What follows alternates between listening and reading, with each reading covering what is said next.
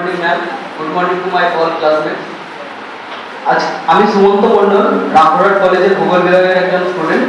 আজকে আমার প্রেজেন্টেশনের টপিক হচ্ছে classification of soil according to Russian পেডোলজিস্ট।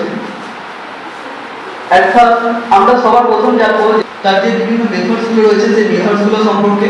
তারপরে soil classification method in new system wise আমরা সয়েল ক্লাসিফিকেশনটা দেখব। তারপর সয়েল ক্লাসিফিকেশন অ্যাকর্ডিং টু ভাসিলিয়েভিচ ডকুচেপের মধ্যে আমরা মৃত্তিকা ক্লাসিফিকেশনটা দেখব। সয়েল ক্লাসিফিকেশন বহু পুরনো হলেও এর যে মডার্ন যুগ সেটি শুরু হয়েছিল 19 শতাব্দীর শেষ দিকে। সে সময় পৃথিবীর বিভিন্ন বিশেষ কান্ট্রিগুলি মৃত্তিকার বিভিন্ন শ্রেণীবিভাগ করেছিলেন। তার মধ্যে অন্যতম হল রাশিয়া, আমেরিকা, জার্মানি, ফ্রান্স এবং ভারত।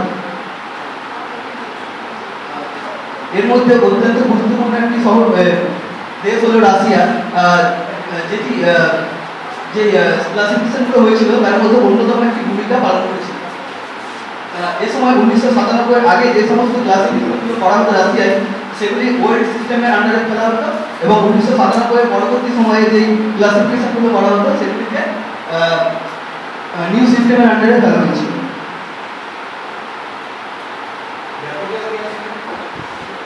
এবার জেনে নেব আমরা বিভিন্ন মেথডসগুলি।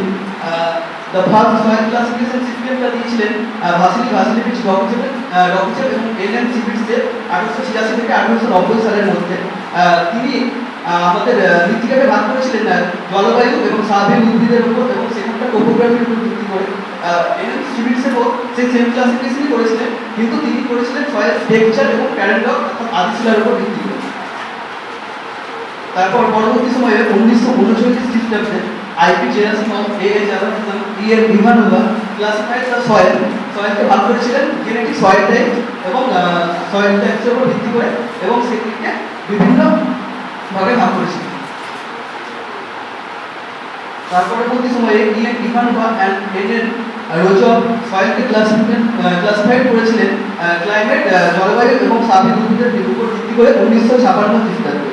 তারপর সেগুলিকে তারা 80টি সাব গ্রুপে ভাগ করেছিলেন এবং সেই গ্রুপগুলোর নামকরণ করেছিলেন সেখানকার ল্যান্ডস্কেপের নাম করে। পরবর্তী সালে 1908 খ্রিস্টাব্দে কেডি কিংটা সয়েলকে ভাগ করেছিলেন সয়েল ফরমেশন এবং ওয়েদারিং অর্থাৎ আবহাওয়া বিজ্ঞানের উপর ভিত্তি করে। 1926 সালে আবার এসএস নিউস্ট্রম সয়েলকে ভাগ করেছিলেন সয়েল ফরমেশনের উপর ভিত্তি করে। Soil classification method in new system. তার পরবর্তী সালে 1982 সালে ফিনল্যান্ড বলেছিলেন যে বিভিন্ন ট্যাক্সোনমিক ইউনিটসের মাধ্যমে সয়েলকে ক্লাসিফাই করা যেতে পারে। সেই সমস্ত যদি আমরা দেখি যে কিভাবে বিভিন্ন ট্যাক্সোনমিক ইউনিটসগুলো যদি দেখি, তাহলে প্রথমে আছে trunk, order, types, subtypes, general, species, variety and phase. তারপর যদি আমরা একটি উদাহরণের মাধ্যমে দেখি, রেনজিয়ার সয়েলের যদি বিভিন্ন ট্যাক্সোনমিক ইউনিটসগুলো দেখি, সেক্ষেত্রে ট্রাঙ্কের ক্ষেত্রে পোস্ট লিথোজেনিক সয়েল, অর্ডারের ক্ষেত্রে অর্গানো অ্যাকিউমুলেটিং সয়েল, টাইপসের ক্ষেত্রে রেনজিনা, সাবটাইপসের ক্ষেত্রে ক্লে ইলুভিয়াল রেনজিনা, তারপরে জেনারেল ক্ষেত্রে রিচ ক্লে ইলুভিয়াল রেনজিনা। তার পরবর্তীকালে স্পিসিসে যদি দেখি ডিপ লিচেড ক্লে ইলুভিয়াল রেনজিনা, তারপরে ভ্যারাইটিতে লোবি ডিপ লিচেড ক্লে ইলুভিয়াল রেনজিনা, তারপর ফেসের ক্ষেত্রে লোবি deep leached clay illuvial rendzina and one mark. এবার আসবো আমরা ভাসিলিয়েভিচ ডকুচেপের ক্লাসিফিকেশনের উপর। তিনি 1879 সালে সর্বপ্রথম মৃত্তিকাকে ক্লাসিফাই করেছিলেন, কিন্তু পরবর্তীকালে 1900 সালে তিনি আবার তার একটি পরিমার্জিত রূপ দেন এবং সয়েলকে বিভিন্ন তিনটি প্রধান ভাগে ভাগ করেছিলেন। এক হচ্ছে নর্মাল সয়েল, যেটিকে জোনাল সয়েল বলা হয়, তারপরে অ্যাবনর্মাল সয়েল, যেটিকে অ্যাজোনাল সয়েল বলা হয়, তারপরে ট্রানজিশন সয়েল বা ইন্ট্রাজোনাল সয়েল।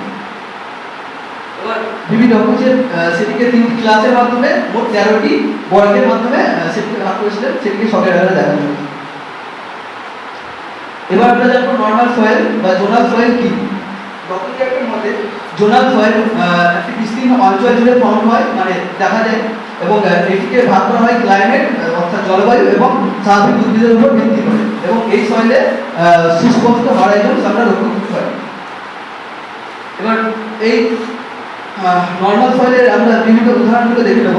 পরসল সয়েল, যেটি আমরা দেখতে পাই টেম্পারেট এবং বলিয়া জোনসের ক্ষেত্রে, এবং আমরা এটিকে ট্রপিক্যাল এরিয়ার ক্ষেত্রে এরিয়াতেও এটিকে দেখতে পাই এবং সারা পৃথিবীব্যাপী মোট 48,50,000 স্কয়ার ফিট এরিয়া জুড়ে এই মৃত্তিকা আমরা লক্ষ্য করতে পারি।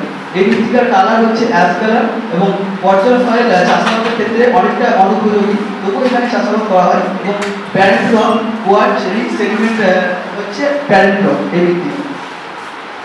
এরপর chernozem soil. Chernozem soil US এর গ্রেট প্লেন্স থেকে আর্জেন্টিনা, পম্পা, তারপর ইউরোপ, রোমানিয়া, এশিয়ার কিছু অংশেও এই মৃত্তিকার ডিস্ট্রিবিউশন আমরা লক্ষ্য করতে পারি। এই সয়েলের কালার ব্ল্যাক, কারণ এখানে হিউমাস সমৃদ্ধ মাটির কারণে এই মৃত্তিকার রং কালো। আর এখানে চাষাবাদ বেশ ভালো হয়, এখানে যেমন গম, বার্লি জাতীয় শস্য উৎপাদন হয়। এবার প্যারেন্ট রক হচ্ছে basalt, granite, limestone. Chestnut soil and brown soil, এটি সেমি এরিড অঞ্চলে এবং এরিড অঞ্চলে আমরা লক্ষ্য করতে পারি। এর কালার ব্রাউন কালারের অনেকটা। এবার ক্রপস এখানে চাষ হয় জোয়ার, মিলেট ইত্যাদি জাতীয় শস্য এখানে উৎপাদিত হয়। Laterite soil. ল্যাটেরাইট সয়েল আমরা এশিয়া তথা আফ্রিকা, অস্ট্রেলিয়া, নর্থ এবং সাউথ আমেরিকাতেও দেখতে পাই এবং ইন্ডিয়ার বেশ কিছু অংশে দেখতে পাই। কালার রেডিশ ব্রাউন, এটির কালার একটা রেডিশ এবং ব্রাউন ধরনের হয়, কারণ এখানে আয়রন অক্সাইডের পরিমাণ বা আধিক্য লক্ষ্য করা যায় অধিক। এবং এখানকার ক্রপসগুলো হচ্ছে কাজু, বাদাম এবং চা, বিভিন্ন ফসল এই মৃত্তিকা চাষ করা হয়। এবং এর প্যারেন্ট রক হচ্ছে স্যান্ডস্টোন অ্যান্ড লাইমস্টোন। এবার আমরা জানবো অ্যাবনর্মাল সয়েল বা অ্যাজোনাল সয়েল। ডকুজেবের মধ্যে অ্যাজোনাল সয়েল বিভিন্ন প্রাকৃতিক উপাদান অর্থাৎ রিভার এবং নদী এবং বায়ু দ্বারা এক জায়গায় সৃষ্টি হয় এবং অন্যত্র দেখা যায়, নদী এবং বায়ু দ্বারা অন্যত্র গিয়ে এই মৃত্তিকা আমরা লক্ষ্য করতে পারি। তাই এই মৃত্তিকা যেহেতু ঠিকঠাক সময় পায় না নিজেকে সুস্পষ্ট তৈরি হয়, আমরা এখানে কিন্তু সুস্পষ্ট হরাইজন সেই মৃত্তিকা আমরা দেখতে পাই। এবার অ্যাবনর্মাল মৃত্তিকার বিভিন্ন উদাহরণ যদি আমরা দেখি তাহলে অ্যালুভিয়াল সয়েল।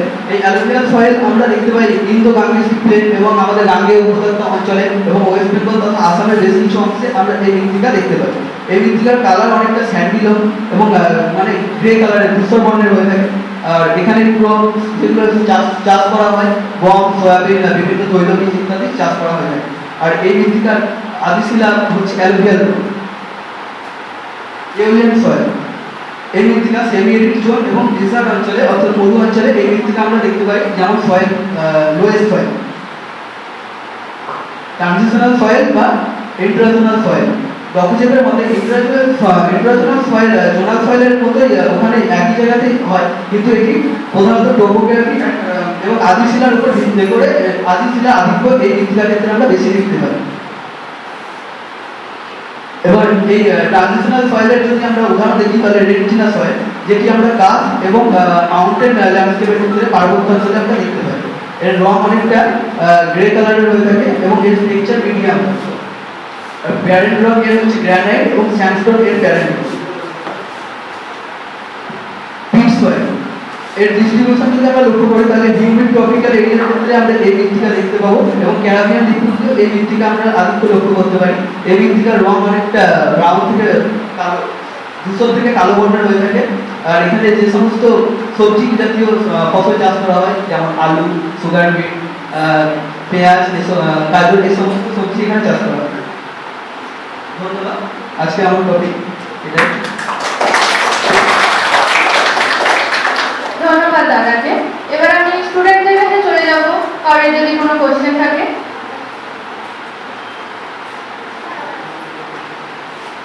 জোনাল সয়েল, ইন্ট্রাজোনাল আর অ্যাজোনাল সয়েলের পার্থক্য। জোনাল সয়েল প্রধানত ক্লাইমেট এবং ভেজিটেশনের উপর ভিত্তি করে গড়ে ওঠে, কিন্তু জোনাল সয়েল যখন অন্যত্র মানে সেক্ষেত্রে আমরা এখানে ক্লাইমেটের আধিক্য, জলবায়ুর আধিক্য এবং ভেজিটেশন অর্থাৎ স্বাভাবিক উদ্ভিদের আধিক্য লক্ষ্য করতে পারি। কিন্তু অ্যাজোনাল সয়েলের ক্ষেত্রে আমরা এটি যেহেতু এক জায়গায় সৃষ্টি হয় এবং বায়ু এবং নদীর দ্বারা অন্যত্র প্রবাহিত হয়ে যায়, তাই এখানে আমরা হরাইজন দেখতে পাই না, কিন্তু অ্যাজোনাল সয়েল জোনাল সয়েলে আমরা হরাইজন সুস্পষ্টভাবে লক্ষ্য করতে পারি। আর ট্রানজিশনাল সয়েল এটি প্রধানত টোপোগ্রাফি এবং প্যারেন্ট রক, এখানে আমরা মূল শিলার আধিক্য লক্ষ্য করতে পারি। আর কারোর যদি কোনো কোশ্চেন থাকে স্টুডেন্টদের মধ্যে।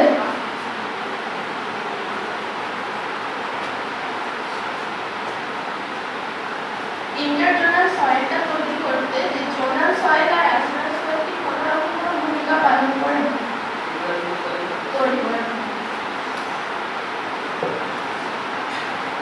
ইন্ট্রাজোনাল সয়েলের ক্ষেত্রে জোনাল সয়েলের ভূমিকা আমরা লক্ষ্য করতে পারি, কিন্তু অ্যাজোনাল সয়েলের কোনো রকম ভূমিকা থাকে না।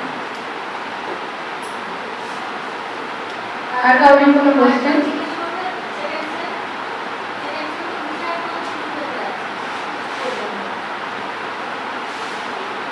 এবার আমরা চলে যাব আমাদের এক্সপার্টদের কাছে।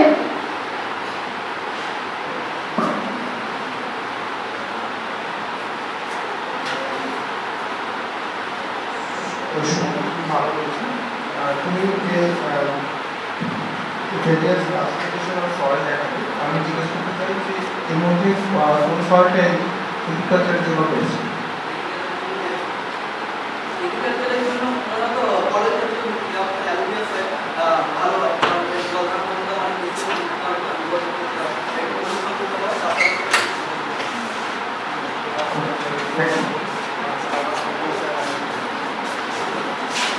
সমস্ত ডাক্তার তারাপীঠ। তুমি ল্যাটেরাইট সাইট দেখেছো? কোথায় পাওয়া যাবে? আমাকে আমাদের এটি মূলত পশ্চিমবঙ্গের রাজ অঞ্চলে কোথায় মূলত বিভিন্ন এবং মুর্শিদাবাদের তাছাড়া বোলপুরে আমরা পাই এগুলো মুর্শিদাবাদে পাওয়া যাবে। রাম অঞ্চল ল্যাটেরাইট বেল্ট, বীরভূমের কিছুটা পার্ট, বর্ধমানের কিছুটা পার্ট, বাঁকুড়া, এগুলো হচ্ছে পুরো laterite belt.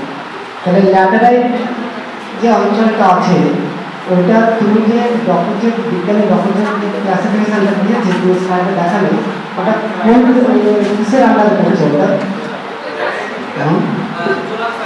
Zonal soil.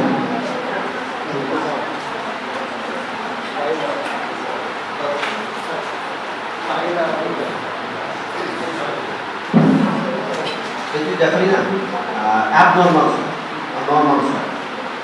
Abnormal কি সেন্সে বলছেন? ডকুমেন্ট কিভাবে বলছেন অ্যাবনর্মাল? আমরা জানি ফার্স্ট স্লাইডে করে দাও।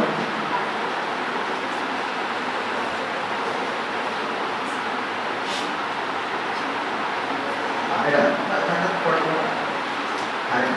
অ্যাবনর্মাল কেন বলছেন? স্যার আমরা জানি দুটি ডকুমেন্টের একটি সমীকরণ দিচ্ছিলেন যে S equal to A B CL B CL B আর টি। তো সেক্ষেত্রে না আটটা দেয়নি, ওর টি দিয়েছিল অর্গানিক। তো সেক্ষেত্রে আমরা জানি যে টাইম একটা মিক্সার সিস্টেমের ক্ষেত্রে অনেকটা গুরুত্বপূর্ণ ভূমিকা পালন করে। তো যেহেতু অ্যাবনর্মাল সয়েল মানে নদী এবং বায়ু দ্বারা প্রবাহিত হয়ে অন্যত্র চলে আসে, সেক্ষেত্রে সে সময়টা পায় না তার স্তরগত দেখি, তাই আমরা সেক্ষেত্রে সুস্পষ্ট প্রবাহিত দেখতে পাই না, যেটা কিন্তু আমরা জোনাল সয়েলের ক্ষেত্রে দেখি। তার জন্য আমরা এটাকে অ্যাবনর্মাল সয়েল। নেক্সট একটু ইয়ে আলোচনা।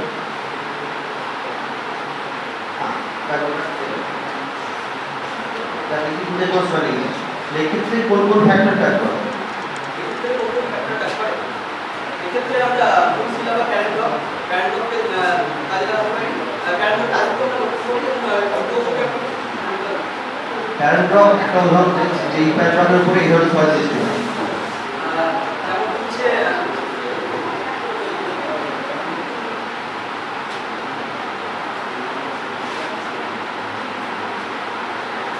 তাহলে কোনো ব্যাসাল্ট কারেন্ট ড্রপ আছে বা গ্রানাইট আছে, তো সেক্ষেত্রে কি ধরনের সয়েল তৈরি হয়? হিউমাস সমৃদ্ধ হয়। বিশ্ববিদ্যালয়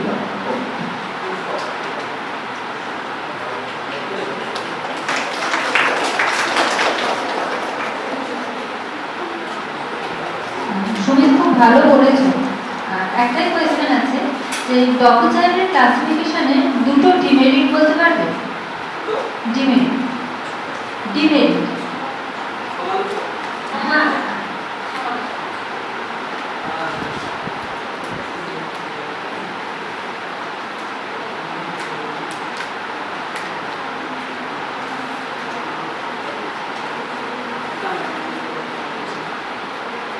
ডকুচাইলের বেসিস কি ছিল ক্লাসিফিকেশনে?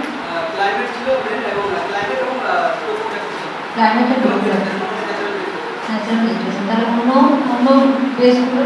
হ্যাঁ, অন্য জেনেটিক ডিসিজের উপর ভিত্তি করে যেমন অনেকে ক্লাসিফাই করেছে সেগুলো নাম কামটি আর আর তারপর তুমি প্যারেন্ট অফ আর এই ক্লাসিফিকেশনটা গ্লোবাল ছিল না রাশিয়ান ছিল, মানে অনলি গ্লোবাল সেদিক থেকে কি কোনো ডিমেরিট খুঁজে পাওয়া যায়? হ্যাঁ একটা সব যেরকম যে রাশিয়ান ছিলেন তো ওয়ার্ল্ড ওয়াইড করেছেন, তো কোনো একটা উচ্চ পার্বত্য অঞ্চলের এলাকার বিজ্ঞাপনে তিনি যেরকম করেছেন কলেজ ক্লাস সেক্ষেত্রে আমরা অনেকটা পাস করবো। আর একটু বলবেন, দেখবে এই জায়গাটা